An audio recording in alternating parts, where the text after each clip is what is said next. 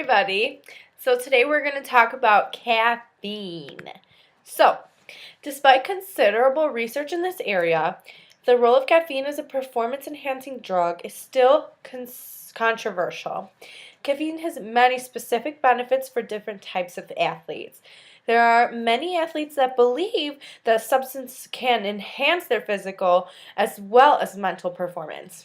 So, caffeine can improve the athlete's endurance in sports where long-term stamina is needed.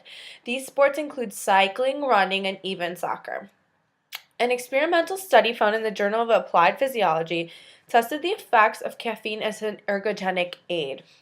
6 regular caffeine users were monitored while they exercised until exhaustion. During this double-blind placebo test, the athletes were given pills an hour before the exercise trial. The results were that those who received caffeine before the exercise performed more efficiently than those who received the placebo. This shows the importance of caffeine in endurance sports, such as cycling, running, and soccer again, which require a great deal of physical stamina in order to complete successfully. Studies also show that caffeine has very little effect on athletes requiring quick bursts of energy, such as sprinters or swimmers. Also, caffeine has been known to decrease fatigue in athletes, which plays a physical as well as psychological role in the performance of an athlete. Okay? Caffeine has been proven to stimulate the central nervous system. Caffeine stimulates the central nervous system at high levels. This gives the athletes a sense of less fatigue or a lowered rate of perceived exertion during exercise. For athletes, caffeine has harmful side effects that may negatively impact performance. These side effects include muscle tightness, muscle cramping, and dehydration. The threat of any of these problems during competition or practice is enough to make any athlete think twice before using caffeine in a major event. For the most part, many doctors do not support the use of caffeine in athletics.